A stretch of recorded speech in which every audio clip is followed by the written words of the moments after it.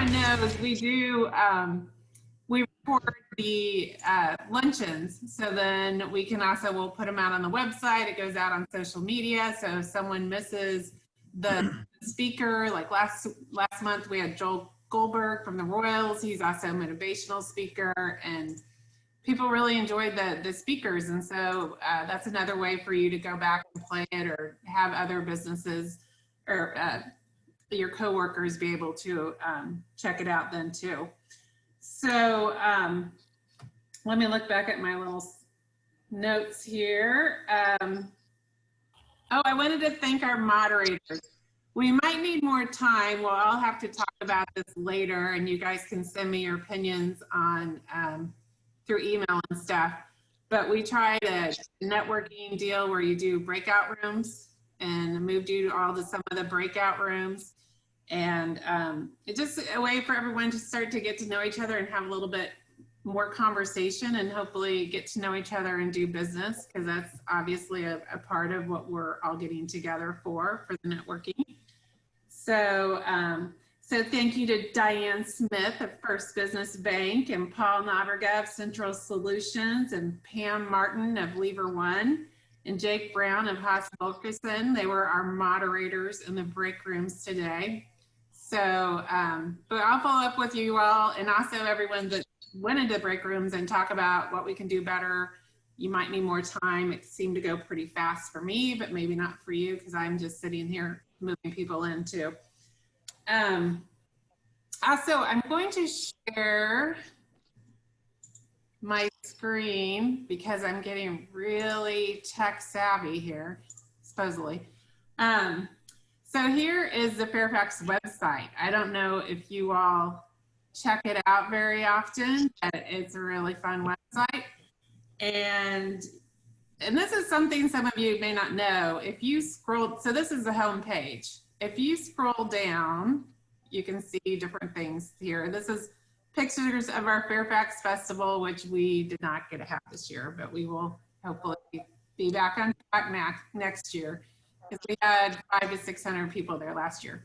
But if you click on down here, the screen that says Fairfax Forum View Now, you can pull up from there every email we send out, and it archives it. So you can scroll down and see the recap of the virtual luncheon with Joel from last month. So you can see like who the video sponsors were, the sponsor. You can play the actual presentation from Joel. So I just want to take advantage of me learning how to do this to show you all, to make sure you can, if you miss something, all of this is captured here and under Fairfax Forum. The other thing is the banners. I said to order by August 31st. We have a lot of people signed up, but I'm still putting the order together. So if you miss signing your business up, these banners hang in the district for 2 years, and you get your company logo on that. And it's $385. So those are the big banners that hang up on the light poles in the district. And this is the design of the banner this year.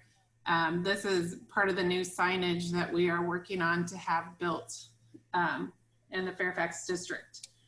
So now I'm going to take you back to now we're all back together. So a couple other things before we move on and I introduce our sponsors. I wanted to ask everyone to remember, you can, down at the bottom, you have a little chat screen. And before the actual luncheons in person, we would go around and introduce ourselves, stand up and introduce ourselves. So take advantage of the chat and go onto the chat and say, like, I think I'm doing this. Hi, everyone. Melissa with Fairfax. And so that's the way you can introduce yourself. Like you can say, hi, I'm Steve Daly with Fairfax Drainage District. And then everyone kind of knows who's on the calls. And I'll also share everyone's contact information. So if there's someone you want to chat with or whichever after the luncheon, catch up with later, we will share that as well. Just a little Fairfax announcement. There are like lots of weeds out there in Fairfax. So if you have property or business in Fairfax, the codes enforcer is going to be working on trying to get that cleaned up.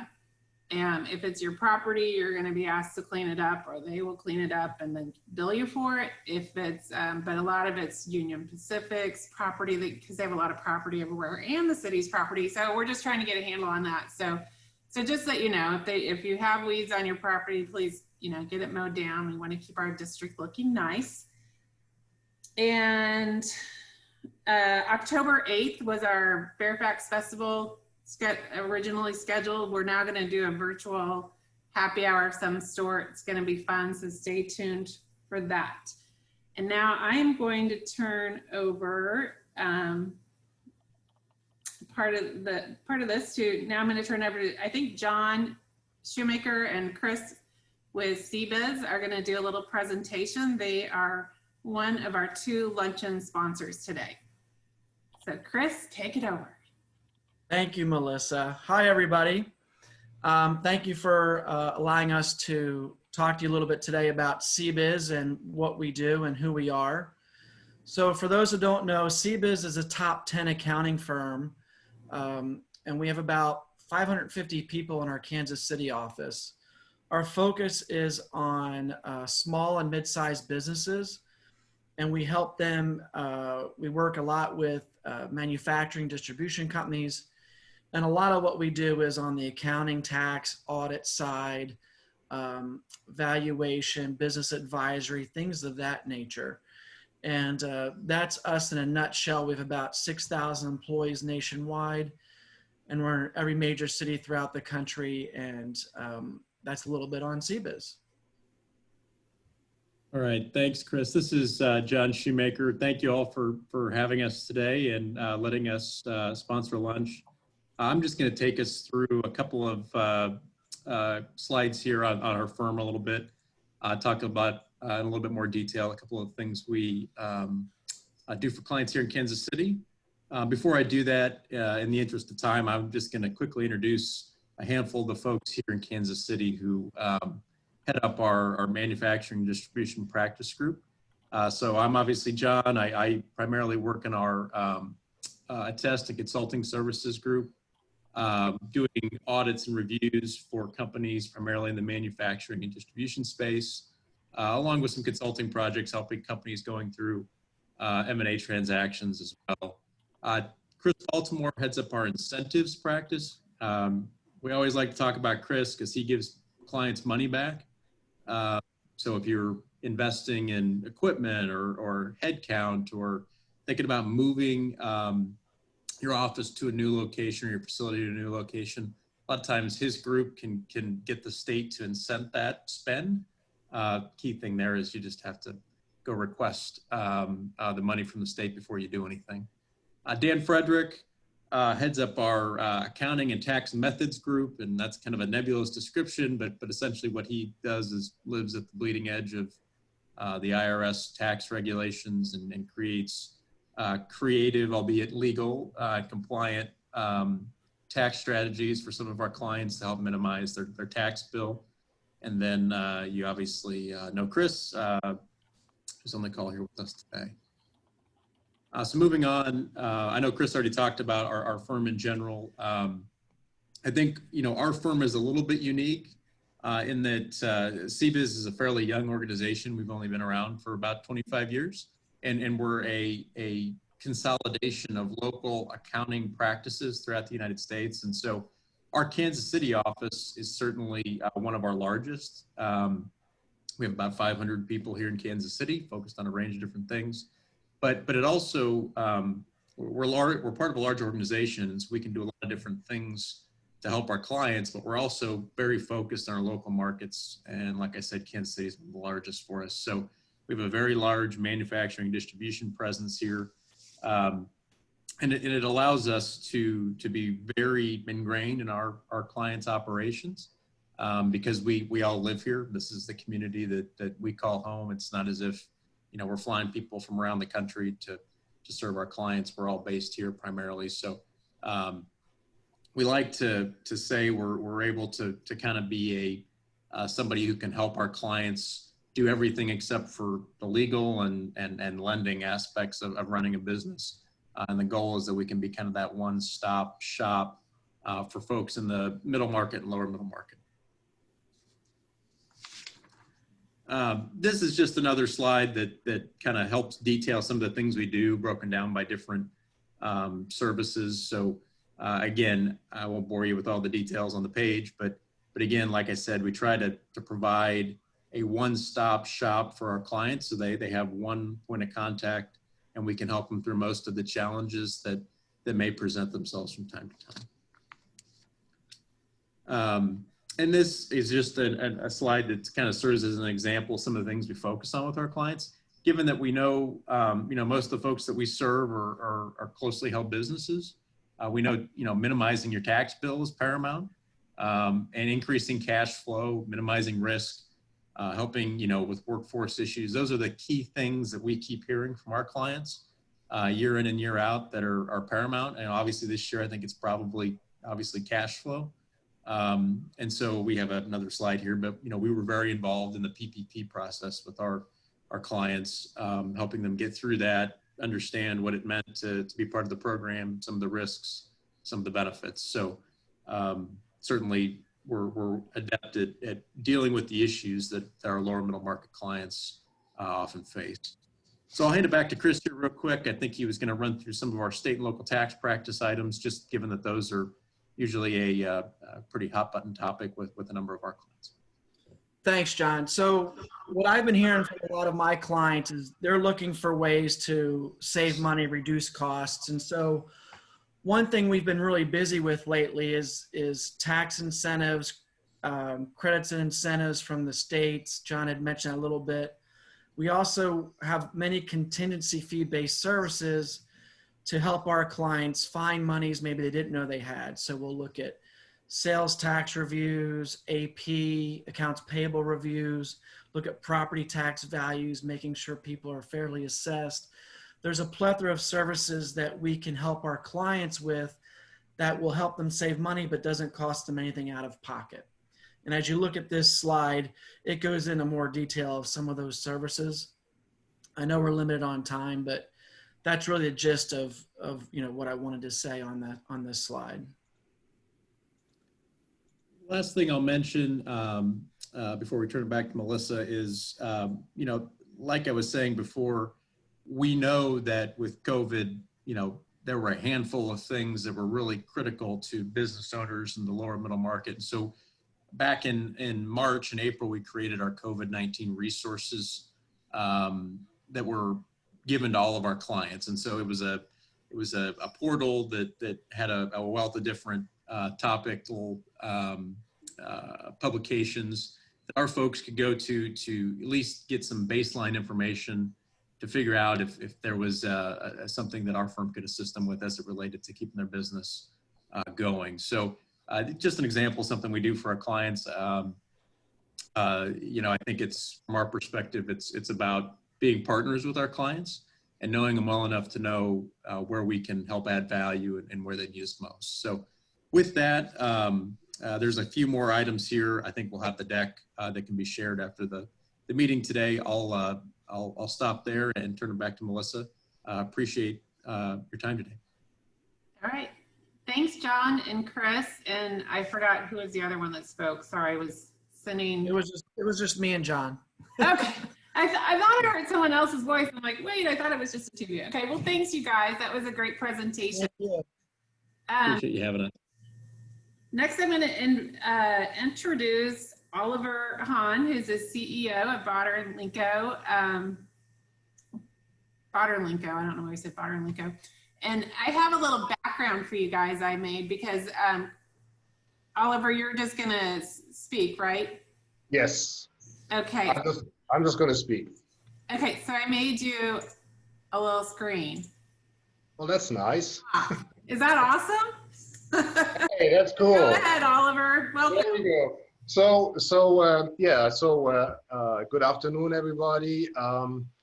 So my name is Oliver Hahn. I'm the CEO of Botter. I have to say it right now, we dropped Linko. So in the future, it's just Botter. Okay. But that just happened recently. So, first of all, we're happy to be part of the association. We appreciate the work, and we're certainly like to be here in the Fairfax district, no doubt about that. So, our intention is to stay for a long time to come. So we're servicing out of this facility North America, basically the US and Canada, and part of Mexico. So we're about almost, I checked it shortly before the lunch, approximately 40 years now in the Fairfax district. Wow. So who is BARDA? BARDA is a privately held company. We have a global footprint. So we're basically all over the world. We are a company that designs and manufactures and markets machinery and equipment for the food processing industry, predominantly poultry and fish industry. We're privately held. There's one owner. Her name is Petra Bader. She lives in Germany. That's where our headquarters is. And here in the Fairfax area, we are basically have a design department, a huge manufacturing department, marketing department. We having salespeople all over the US. So I'm with the company for, almost 28 years now. I'm happy to be here in Kansas City. I turned into a Chiefs fan. And I just appreciate to be part of the association. So that's BARDA. And when COVID, when the pandemic is over, you all have a standing invitation to just come by. I'll show you around. If you want to see machinery being designed and being built, it's all available in this building. So thanks. Thank you, Oliver, and thank you, Tara. I know you're on the call as well. Tara is, Tara, I think you're the CFO. I might be right or wrong. Tara is Human Resource Manager. Human Resources, that's right. Okay, thank you for the promotion. Sure, and Tara is now the CFO. So here we go. But thank you, you guys. You're great supporters of our association, and we love having you in Fairfax. I know we started our small family business about 28 years ago, and I know you've been here 40 years, I think you said. Yep. But Fairfax is a great district area to be in. So thank you so much for sponsoring. And let me go back. Okay, so now I'm going to turn this over to Paul Naberga with Central Solutions, who also has a family, third generation now? Fourth. Yeah, you have 4 generations over at Central Solutions. And he was the one that was our featured speaker, and he's going to introduce him. Thanks, Melissa, and hi, everyone. My name is Paul Nabriga. I do work for Central Solutions here in Fairfax and have the honor of serving on the FIA board with Melissa and several other wonderful people. And I have the honor of introducing to you today Mr. Gary Jenkins. I have always loved history, and especially the history of my hometown of Kansas City. I learned early on that you can't read about that without realizing the extensive role that organized crime has played in Kansas City. And it was during my research for this topic that I had the pleasure of meeting Gary. Quick background, Gary spent 13 years as part of the Kansas City, Missouri Police Intelligence Unit, much of that time undercover. He was part of the investigation that uncovered mafia skimming from the Las Vegas casinos, which was made famous by the Martin Scorsese film Casino. He has produced 4 documentary films, the Kansas City Mob Tour phone app, a true crime book titled Leaving Vegas, the true story of how the FBI wiretaps ended mob domination of Las Vegas casinos. He's also the creator and host of the podcast Gangland Wire, a true crime podcast with an emphasis on La Cosa Nostra and serial killers. And his most recent film, Brothers Against Brothers, the Civella-Spiro War, details events that many of us who are older and born and raised in Kansas City will remember, the Kansas City River Key mob war the topic he'll be presenting with us or for us today. A side note, it's one thing to learn about history. It's quite another to hear about it from someone who was actually there. So with that, Gary, thanks for being with us today. The Zoom floor is all yours. Thanks, Paul. Never done this before, folks. I have done a couple of Zoom calls for my podcast fans, but I've not been like a speaker on one. I've done a lot of these talks. So anyhow, Paul, thank you for the introduction.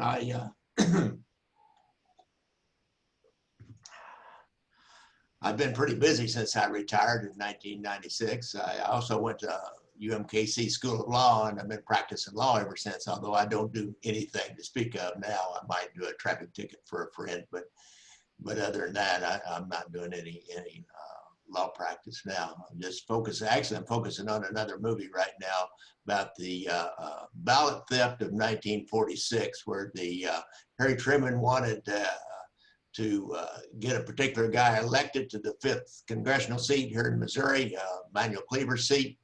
And he went to the Pendergast organization, and they rigged the election. And then there was a big investigation, and the mob was involved, and they blew the safe down at the Jackson County Courthouse and stole the ballots, which were going to be used as evidence in a grand jury investigation. So there's a never-ending supply of mob stories just in Kansas City. So look at the whole United States. There's I just can't believe I have no end of topics for my podcast. But let's go back to the River Key. The first movie I did was Gangland Wire, and that was primarily, it was about the River Key, which was an entertainment district. It was a little bit like the Crossroads area, like the West Bottoms is trying to become. It was all old buildings just east of the city market, west of the city market, right, Main Street to Delaware to Wyandotte. A man named Marion Truzzolo rehabbed some of those buildings and started an entertainment district just all on his own dime. So let me play just a little bit. I'm gonna try this screen sharing thing. We've worked on this morning and last night on if I can share this screen. I think I can now. A little bit from a minute and a half or so, 2 minutes from the start of my movie Gangland Wire.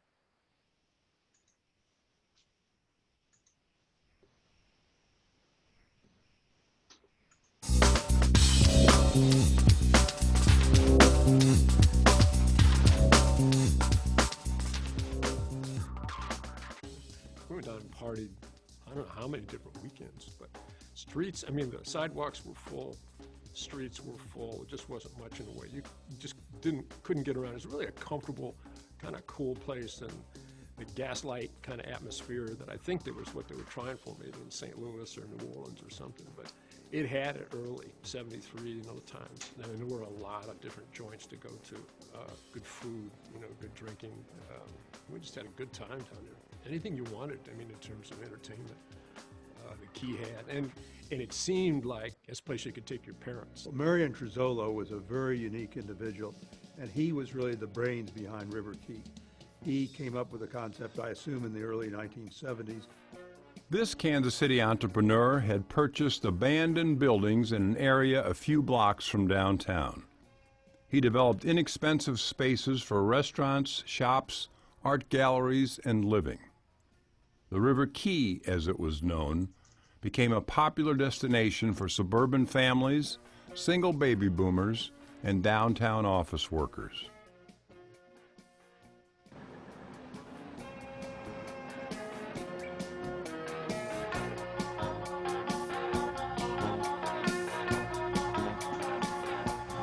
The city market was adjacent to the River Key, and the city market traditionally had been run by the mob. And so the mob really wanted to get in on the action at the River Key. This was a very creative, mixed-use area that had shops, it had restaurants, it had bars, it had entertainment, it had street activity, and a lot of people. You know, artists always lead the way to these kinds of grassroots development. Lou Merrick and Philomene Bennett opened their studio. And other artists, that attracted other artists, and then these entrepreneurs followed, these opening businesses in the area. And it really was a grassroots scene led by the artists. It's just kind of interesting. Ironically, once the area becomes successful, the artists have to go find another area.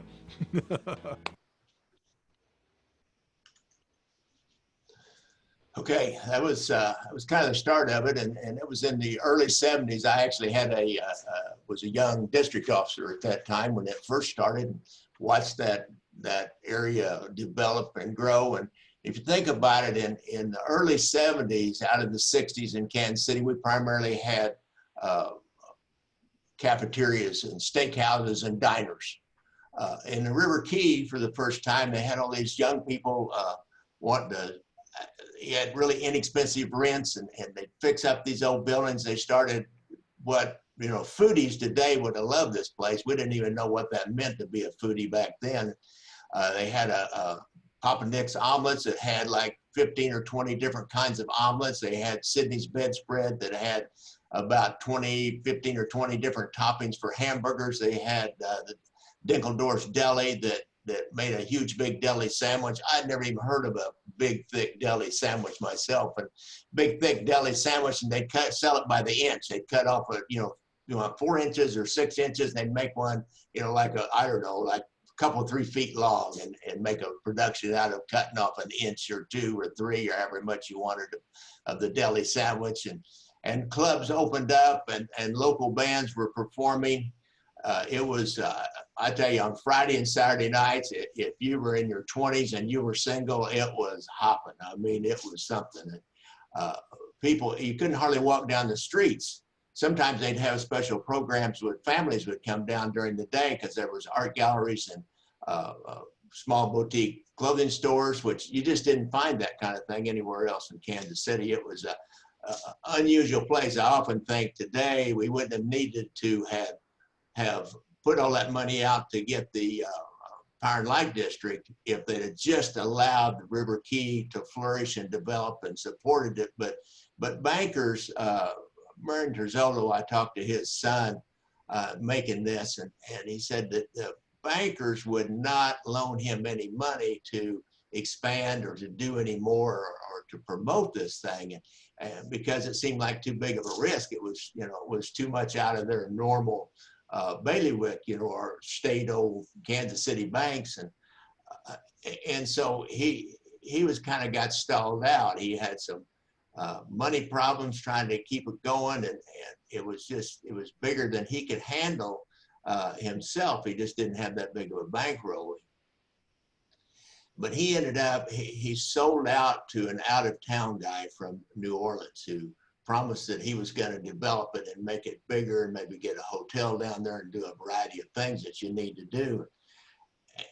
And so during this time, the mafia, the city market areas right there, if you go back to the Black Hand days when Sicilians first came to the United States, they all settled just on the other side, the east side of the city market, what we call Little Italy or Columbus Park today.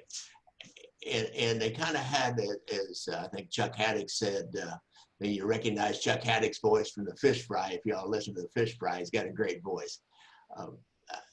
They had a proprietary interest in this area.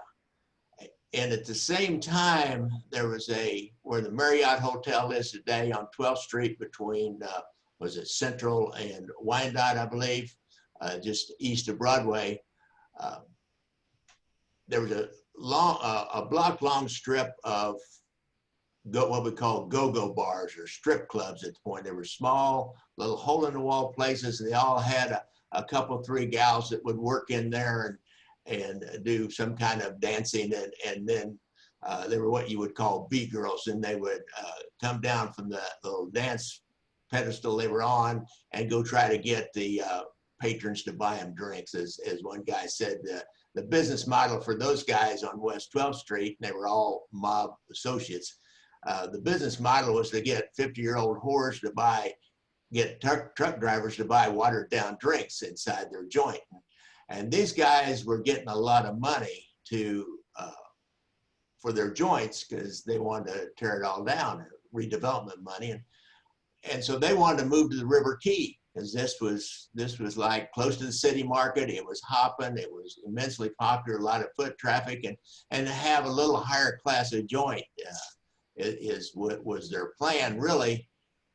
And there was one guy who was already down there, a man named Freddie Bonadonna, who had got in early. Now, Freddie, just by, I guess I should say, accident of birth, his father was what we call a mob associate. Now, the mob, any mafia family, we have the family in Kansas City, just like they do back east, just like if you ever saw The Godfather, we had the boss, or the Godfather, Nick Sabella, and he has his brother who helped him run the family, and he had an underboss named Carl Tuffy DeLuna, and about 10 or 15 actual what we call made members who had done the ceremony. I mean, that ceremony is real for sure.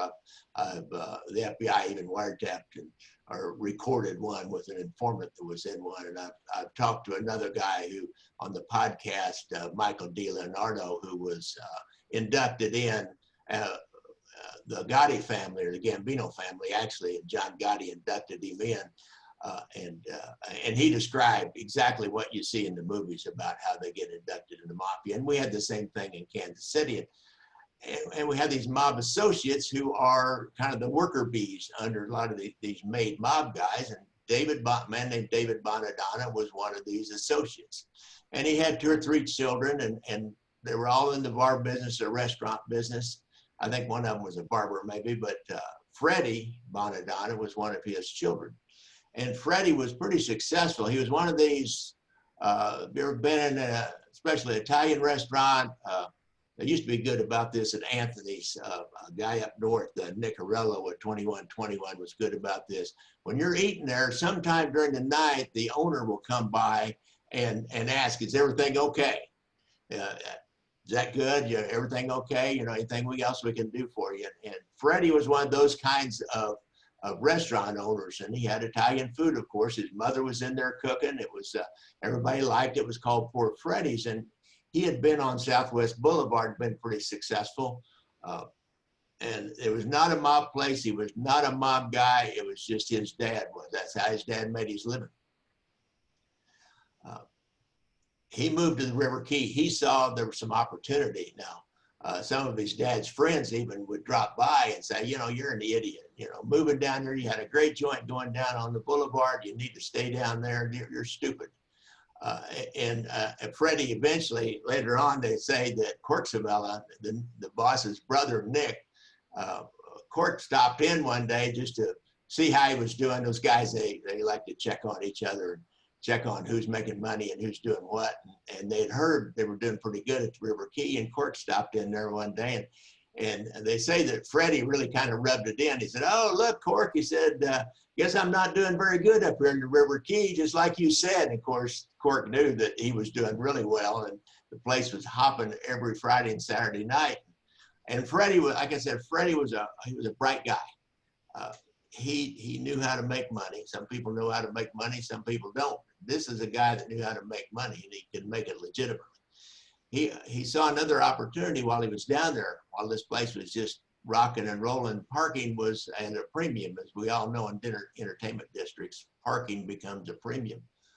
There's some unused parking lots at night just between the city market and Delaware, just to the east, west of the city market, on both sides of 5th Street. Well, Fred went to the, he actually had a friend he had made down at his other joint on Southwest Boulevard, whose name I can't remember, was Tony's or something like that, but who was a city council guy, and city councilman at the time, Bob Hernandez was his name, and they were tight. And he went to Councilman Hernandez and asked him about, what would it take for him to get control of those parking lots at night? And they went to the market, what we call the market manager. The city market has a city employee that's called the market manager, and he like controls all those stalls and everything and down there for rent. And it's a business for the city to rent out different stalls at the city market. And the market manager said, yeah, he said, we don't do anything with those at night. I'll rent those. I'll give you a lease. Just, you can only use them at night. You can, like after 5 o'clock, I think he had control of them. So Freddie paid him really not very much money because nobody could really see this opportunity. I think the market manager had never been down to River Key on a weekend, on a Friday or Saturday night or Wednesday or Thursday, even by this point in time. And you were filling those parking lots and parking for free. So Freddie got the lease, and I remember you'd pull in there and park, and some guy would appear out of nowhere wanting $2 to park. Well, in 1972 or 73, $2 to park was like, oh my God, I could drink half the night on $2. But you know, you paid it or you had to get out, or he'd have you towed. So he was making a ton of cash money out of these parking lots, and place was rocking and rolling. These guys on West 12th Street, it gets a little complicated, but these guys on West 12th Street all wanted to move to the River Key.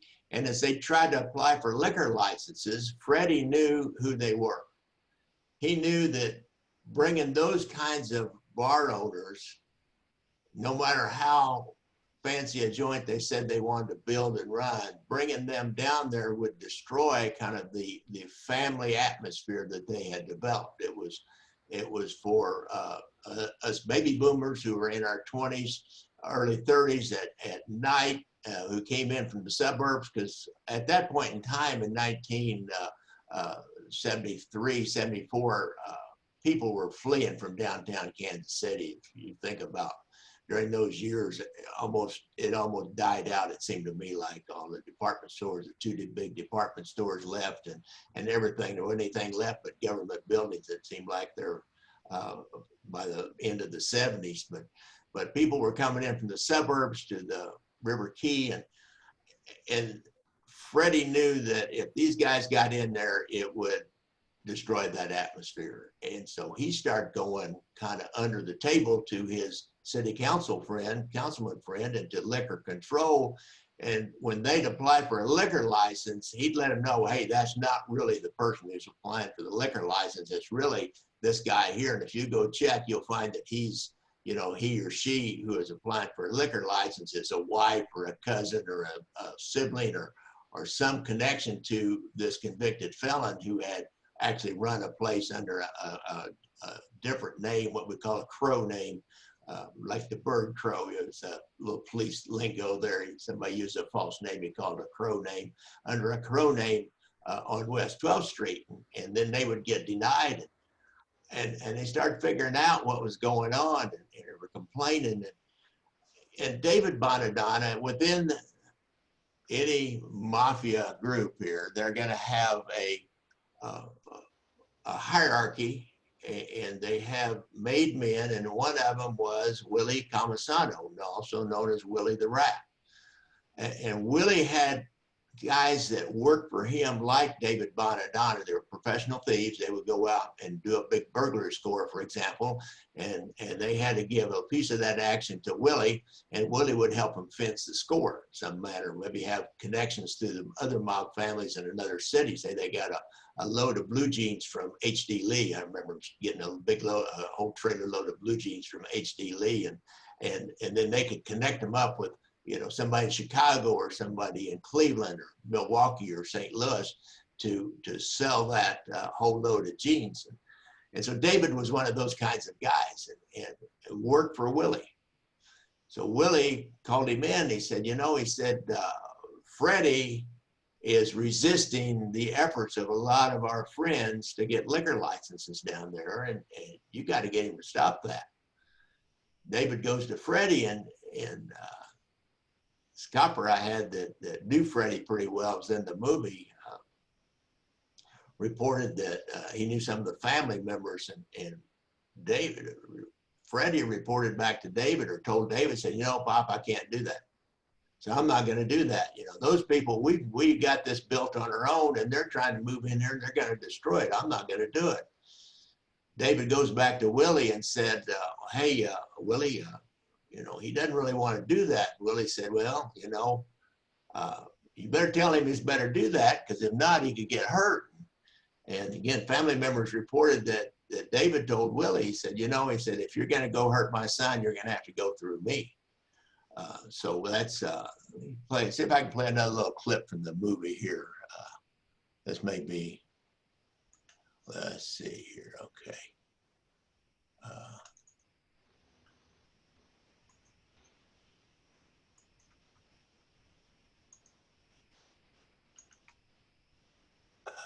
Share screen.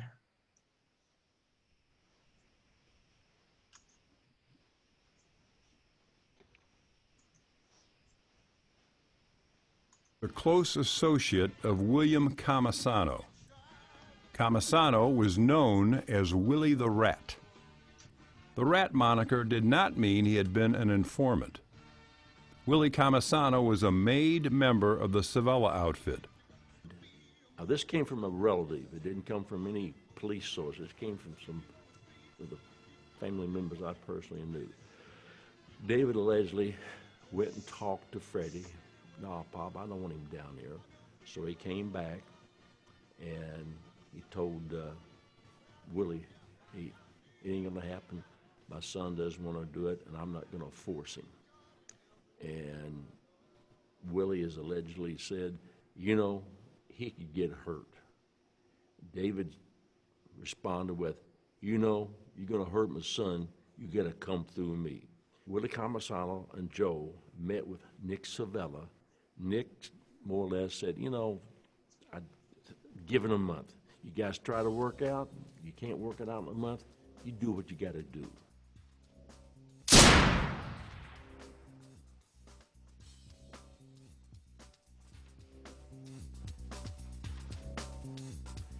And about a month later, we were called to a green Mustang at Knife and Wabash.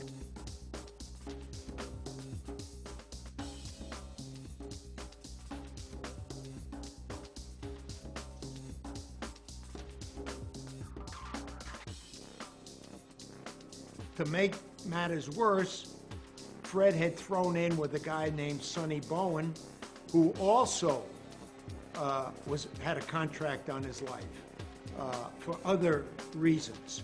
It will remain a mystery as to Freddie's knowledge and participation, but Sonny Bowen and his fall partner, Gary T. Parker, began planning retribution for David's murder. Freddie Bonadonna goes into hiding as he realizes the gloves are off. With Freddie on the run, the 12th Street strip clubs moved into the River Key.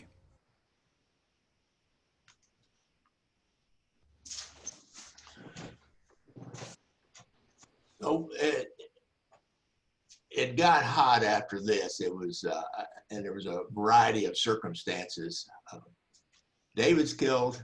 This Sonny Bowen, who was another one of these professional criminals who's a jewelry thief is what he was. He traveled around the country with other thieves like himself, and they get information, get intelligence on a jewelry salesman who would carry maybe $100,000 worth of samples in their briefcases and call on jewelry stores, and they'd follow them around and they'd either rob them with a gun, or they would try to catch when they'd locked up their sample case in their trunk, and then they'd go steal the car or maybe break into the trunk and that was the main way he made money. And he was a mob associate, but he was in trouble for something. We never figured out why. I do know that he came out one morning 6 months or so before this time frame, and he came out, and there was a bomb that had gone off in his car, and there were some little bits of human flesh in there. So somebody was trying to set a bomb on him and went off and injured them. We never figured out who that was.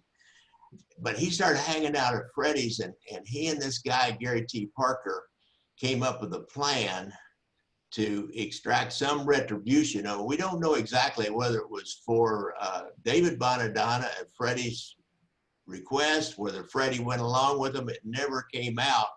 But during this time, right after David was killed, and in the next few months after David was killed, a guy named Johnny Green, or John Amaro, they called him Johnny Green, lived about a block from Nick Sevilla, and he came home. He had one of these West 12th Street joints, and he was one of them that was trying to move to the River Key.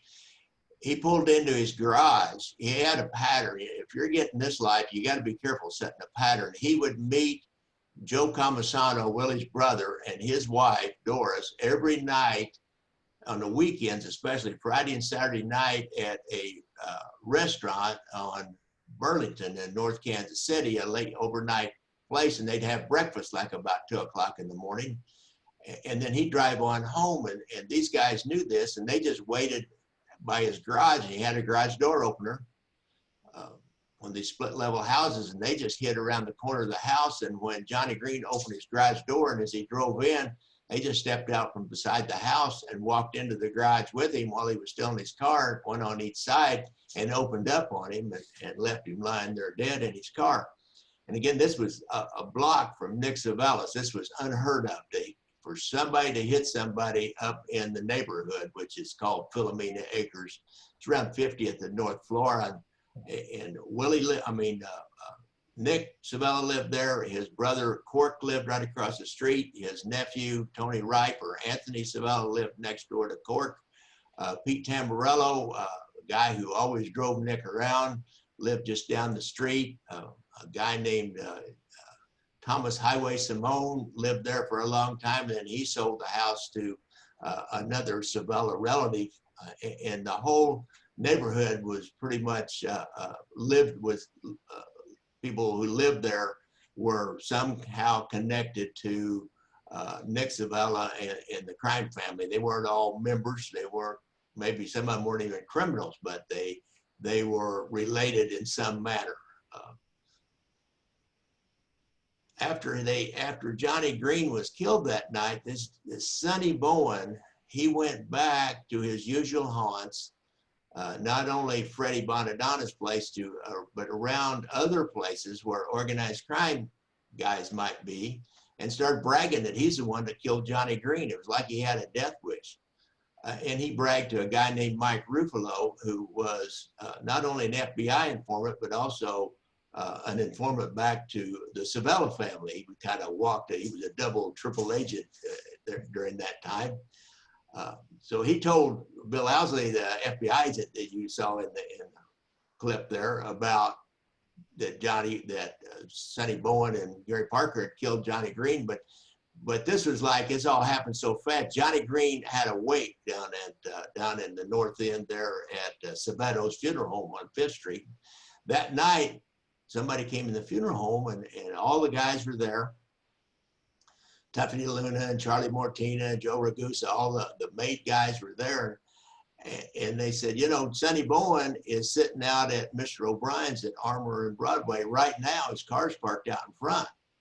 And I don't know, like I said, he must have had a death wish, because he went around and told everybody, and then he just would go in a bar where he could easily be spotted by another mob guy and just sitting there by himself. He'd been talking to the owner for a while. He was in a booth by himself when 3 men burst in the back door, and 2 of them held the rest of the people in the bar at bay with their guns, and one of them walked right up to Sonny Bowen and shot him. No language. Language, that's a bad word. No conversation. Just shot him right straight in the face and left him lying there dead, and everybody ran out and jumped in a car they had stashed out there and took off. And then we found that car about a block later. These guys, when they do a hit, they always will have a car, what we call a work car. They'll have it already ready. And obviously that night they had a car and they had the guns, because they threw the guns out after they got so many blocks away too. They found the guns over on Gillum, I believe. And they'll always have this work car and the guns. They must have had it ready. They left that Sabato's, went right to wherever the garage was. They had that car stored with the guns, ran right out to Mr. O'Brien's within an hour, killed Sonny Bowen and drove away, threw the guns out on Gillum and dropped the car, I think, a little farther north and east of there. Of course, got away with it. Nobody's talking out of that group.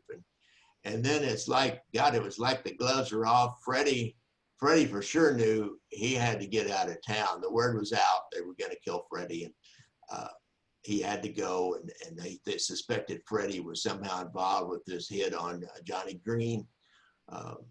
It took about another year to get Sonny Bowen's partner, Gary T. Parker. They blew him up with a bomb when he walked out of a bar on the east side. He got in his car, and and a bomb went off and blew his body, about half his body, clear across the street onto a roof of a 2-story building across the street. It was like overkill.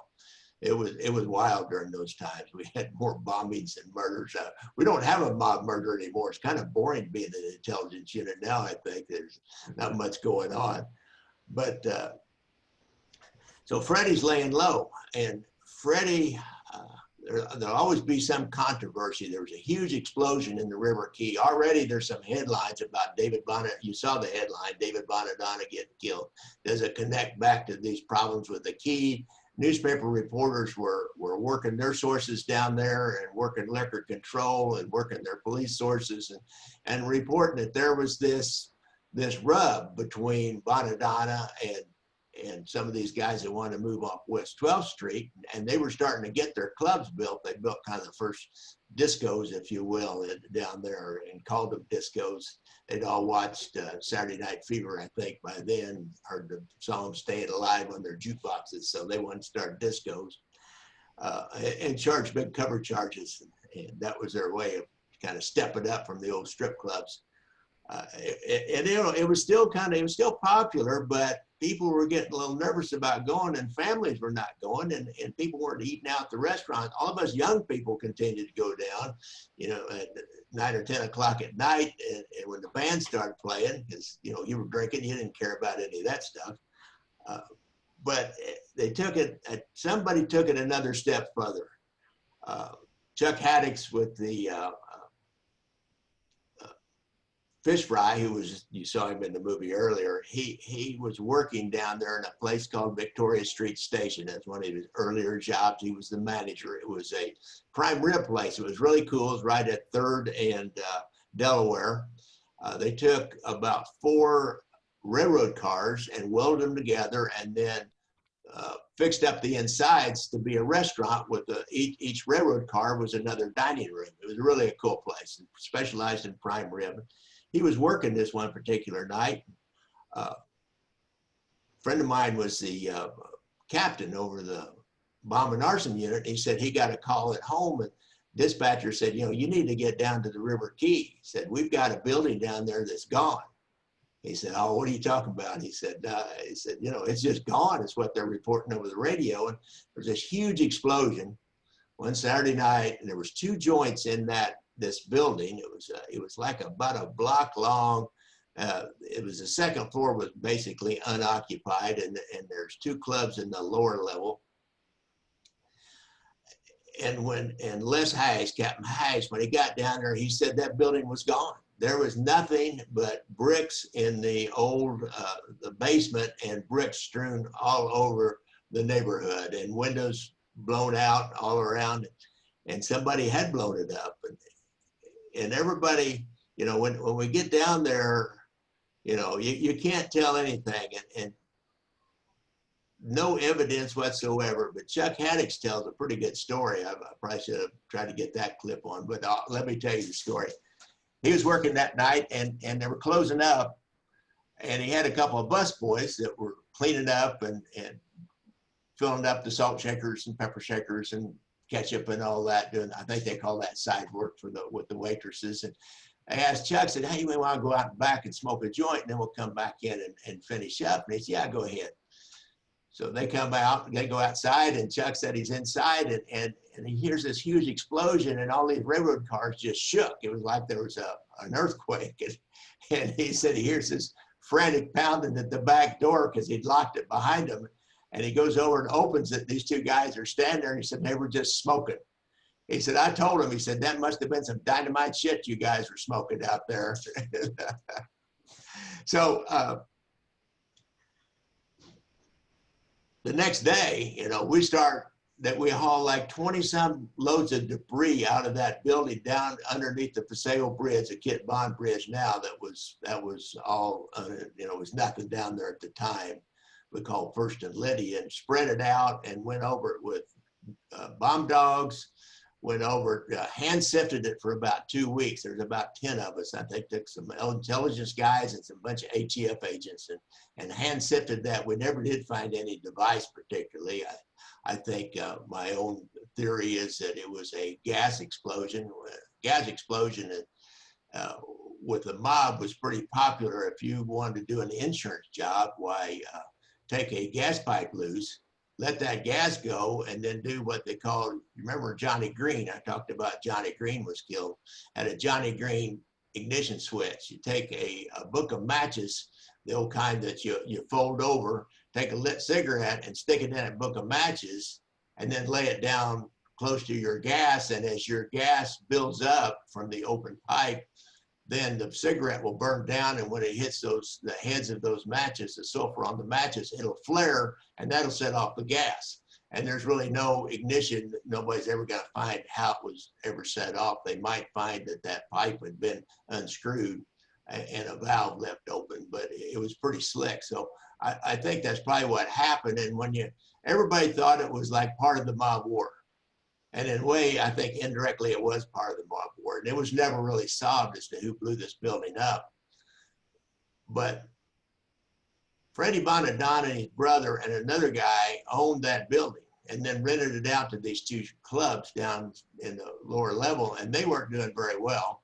They were behind on their liquor bills and their rent and every other bill that they had.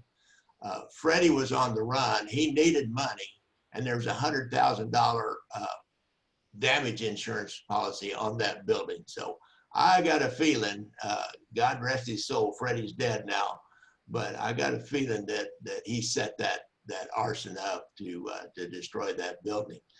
Chuck Haddix would say that the next day after that explosion, when there was a huge big headline in the Kansas City Star, the next day nobody came to the restaurant, or very, very few people. And he said it never came back. Oh, it was supposed to end at 12:30. Okay, I thought it was a little longer than that. Okay, no problem. So that's like the end of the River Key. Now, one quick follow-up is out of that River Key, we never arrested anybody, never solved any of those crimes officially, other than through informants and like you knew.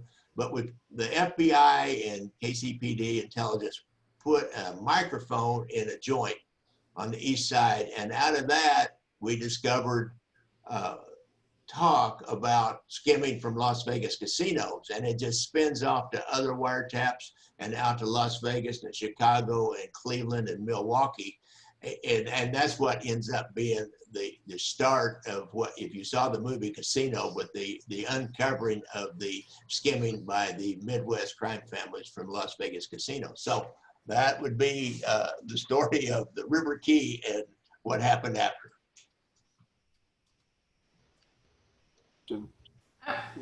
Okay, I'm unmuted. Those are great stories. It's funny hearing all this because my parents were in the generation you're talking about, where they were all like, would go down there, they were in their 20s, and they were just like a month ago over at my house, my mom and dad and aunts and uncles talking about the bombings in the River Key. I didn't even know what, I thought Key was spelled like K-E-Y. I didn't even know the spelling, but it's fun to hear your stories. And I'm going to play this because this is being recorded. So I'm going to play this for them because they'll love to hear it and tie into, what's your podcast? You have a podcast too. Yeah, Gangland Wire is the name of it. It's on all the apps. Okay, and I'll make sure we put that out on our information that we recap and send out too, because I know a lot of people would love to hear more of this. And I'm sorry to cut you off. It's okay. We wrap up about 12:30, but we really appreciate all your stories, and I'm sure people have some questions, but maybe we can connect them with you, or they can. Sure. Just go to Gangland Wire at gmail.com. Okay, that would be great. Okay, well, thank you. Okay, thank you. I really appreciate your time, and hopefully when we're all back in person next year, we can have you live in person for some more stories, if that sounds good to you. It does. I've got a ton of them. Okay, well, I know you do, so that would be great, because I'm sure we will all be back live in person next year, hopefully. So, okay, Rachel, where are you? I'm right here. Sorry, I got it. Okay, Rachel's got the door prize.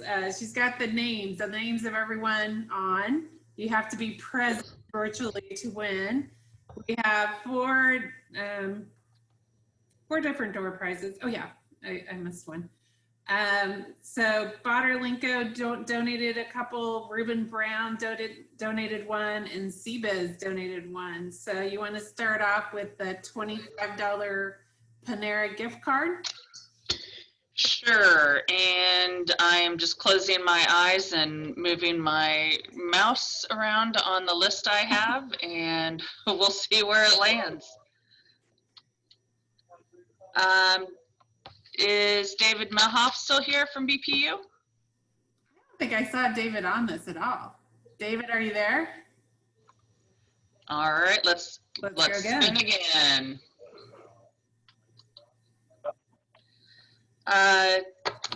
Terry Nigan from TriNet. No? All right. Yeah. All right, Dan Martin from Botter. He's right there. All right, Dan, woo! Yay! Gift card is from us, so I can't accept. Spin again. Oh, you can. Oh, that's right. Okay.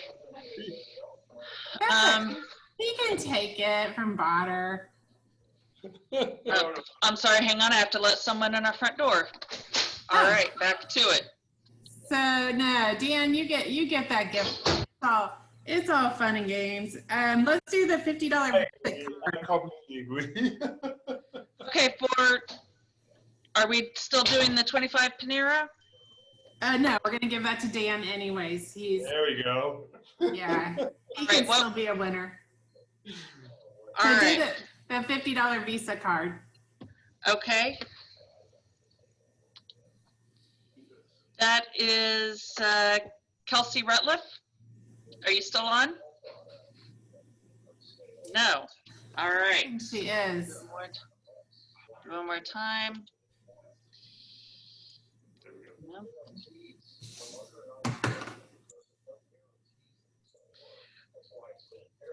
Okay, Christy Blumberg from BPU. Christy, up there. Hello. Christy, okay. We got a winner.